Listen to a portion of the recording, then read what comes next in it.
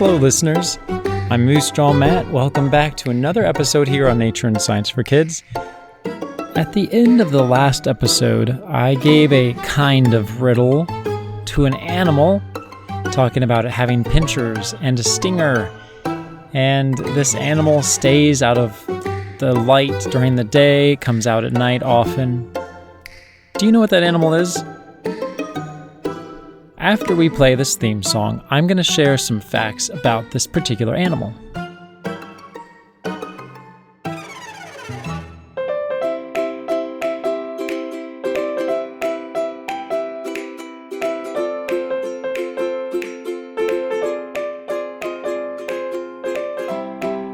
Many of you probably have guessed that I'm talking about the scorpion.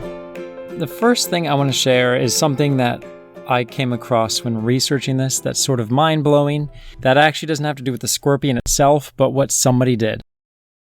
Over in Malaysia, this is going back almost 20 years to the year 2004, so 19 years ago, a Malaysian woman broke the world record by staying inside an enclosed glass box with 6,069 scorpions. Not for 5 minutes, or 5 hours, or even 5 days, or 6 days, or 7 days, or 8 days, or 9 days, or 10 days, but 32 days, more than a month. I'm hoping she had some things to eat. That's a long time. Why in the world would somebody want to be locked up in a box with over 6,000 scorpions for a month? I don't know. I don't have an answer to that. If you can figure that out, then good for you. But I am in no way going to lock myself up in a box with 6,000 scorpions for a month. I was recently in Arizona, and I, along with my brother and my son, Edmund, we went scorpion hunting, not to kill or eat, just to see and take pictures and video of. But we went scorpion hunting in the evenings with a UV flashlight. I'll talk about that a little bit more later. But that was enough. That was fun to see them. I enjoyed seeing them out underneath rocks and tunnels, but I do not want to be enclosed with them. I don't understand that. Do you know how many scorpion species there are in the world? If someone had told me 30, I probably would have believed them, or maybe thought, are you sure it's not a few more than that? But there are more than 30.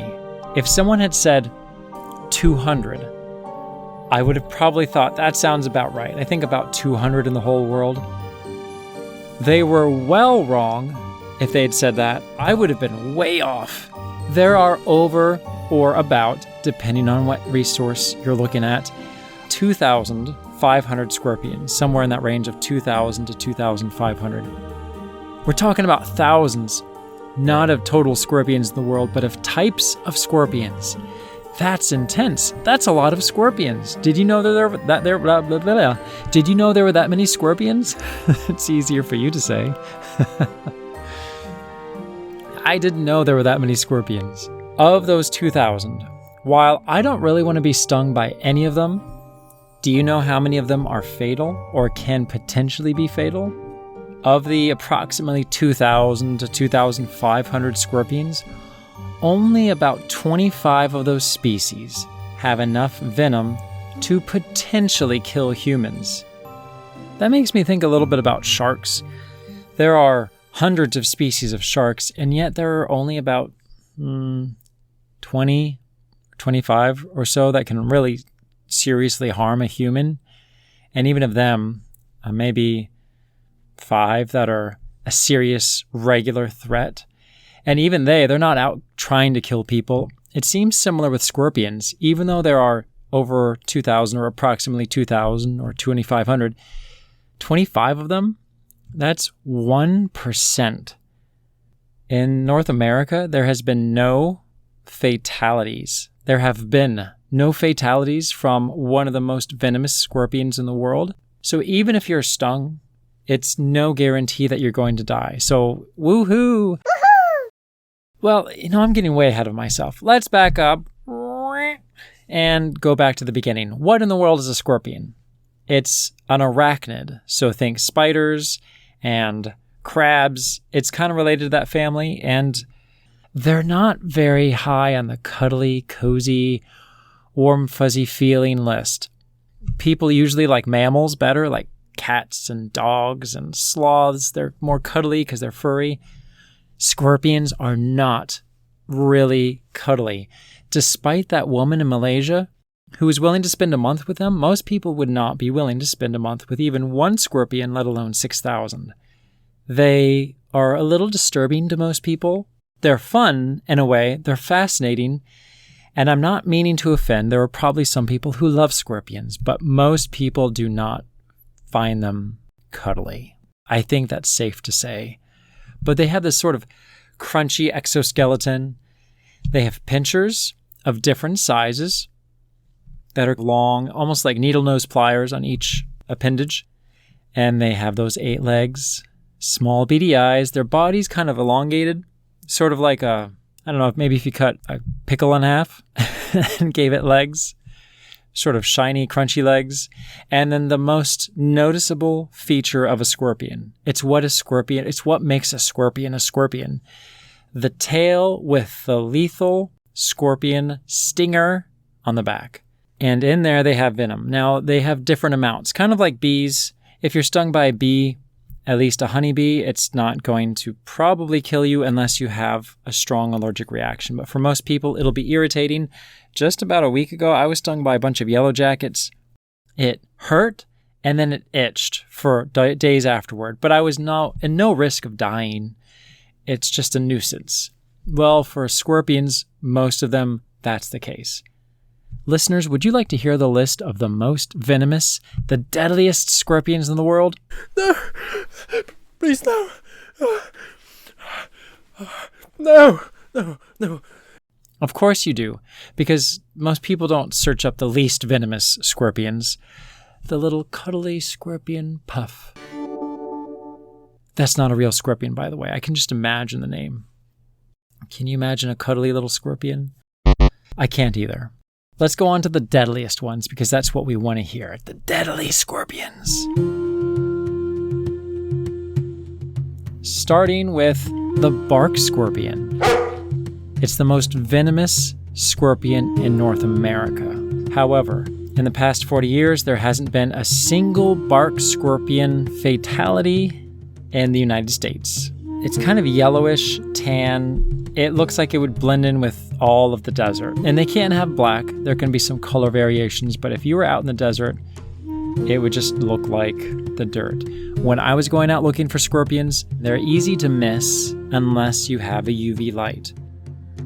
Next one, spitting thick-tail black scorpion. It's one of the largest, and it's in South Africa. It's also known as the South African fat-tail scorpion. It is thick, and it's black, and it has this tail with little hairs sticking off, even though it's not a mammal, sensing little whisker-type things. It looks menacing. I would not want to touch it. The next one is the yellow fat-tail scorpion. This one is pretty serious. Its scientific name means man-killer in Greek. The venom of it is fast-acting and attacks the central nervous system. It can cause paralysis. So if you are stung by the yellow fat-tail scorpion or the man-killer, seek help quickly. Next is the Brazilian yellow scorpion, which actually sounds really pretty. It rarely delivers a large dose when it stings, but still, people die from its sting in South America. And in fact, even the antivenom isn't 100% effective, so stay away from the Brazilian yellow scorpion. We have 2 more on the list. We also have the Arabian fat-tail scorpion. I guess the thickness of the tail says something about how serious they are. It's a relative of the yellow fat-tail. It's common in the deserts of the Middle East and Africa. And this one looks just like what I think many of us imagine when we think of scorpion. It's very dark, kind of shiny, Its pincers are serious, long, and thin, and then that tail is thick, almost like armor, like leather armor. And then there's that stinger and those spindly little legs. Stay away. Finally on our list, though, it has a name that matches with its serious reputation. The Death Stalker scorpion. You definitely should give it room if you ever see one. It's not very large, but its venom definitely makes up for its size. It's kind of a dark charcoal color with yellowish in the tail and the legs.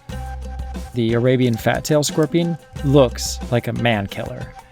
While from these other ones, a healthy person may survive some of their stings, this one is a serious threat to even healthy people. It says here, an American Outdoor Guide, being stung by the Death Stalker is an experience that promises to be as painful as it is unforgettable. I would like to not experience that at all.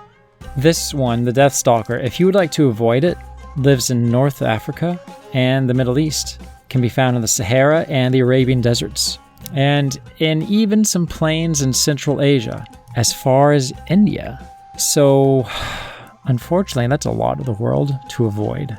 It reminds me of the camel spiders over in the Middle East. I don't ever want to see them. There's a lot of deadly stuff in the Middle East.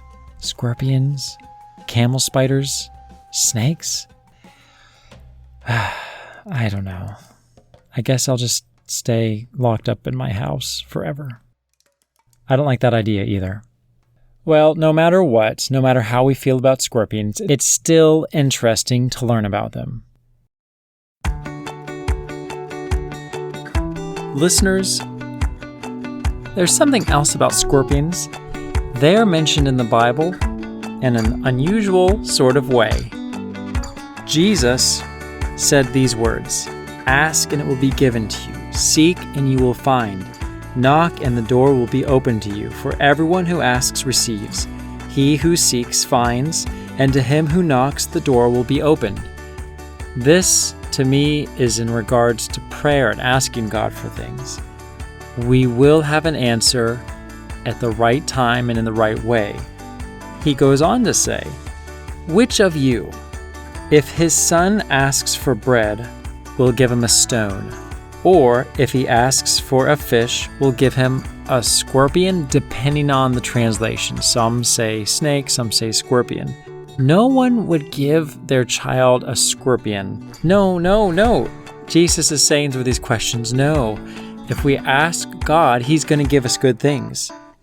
If you, then, though you are evil, know how to give good gifts to your children, because we are all messed up and we're all going to make mistakes, but still we want good things for our children, how much more will your Father in heaven, who is perfect, give good gifts to those who ask Him?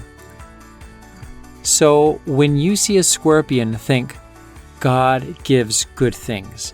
He will not give you a scorpion in place of some bread or some fish, a fish fillet sandwich, or whatever it is you want. He knows how to give good gifts. Even if it looks awful, He only knows how to use difficult situations for good, and I love that about Him. Romans 8:28 says, "And we know that in all things, God only is able to work for the good of those who love Him, who've been called according to His purpose." No matter what you're going through, only God is able to take what looks so evil and awful and terrible and use it for good. When you see the scorpion, a picture, or in real life, think, God gives me better things than that.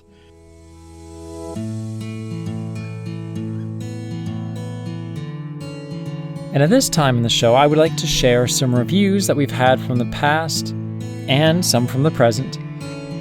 This is going back to 2021. It's from EM936924. So whoever you are, here's a review. You said, my 4-year-old, they would be 6-year-old, or maybe 7 now. They look forward to it every week. Great nature stories and new facts for him to learn.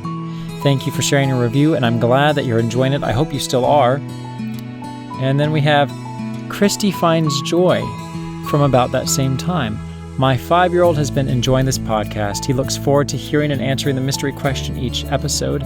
I especially appreciate the biblical young earth perspective, which is harder to find in science podcasts for kids.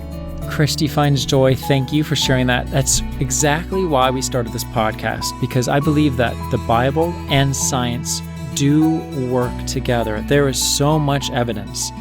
We'll continue to share this in future episodes, but I am grateful that you are enjoying it. Thank you for your reviews. But for now, I'm Moosejaw Matt. Until next time, keep exploring your scorpions and their stingers and their pinchers and their legs and their coloration. And the camel spiders, don't forget them. Ooh. Keep exploring your world. Yeah. We'll end with that.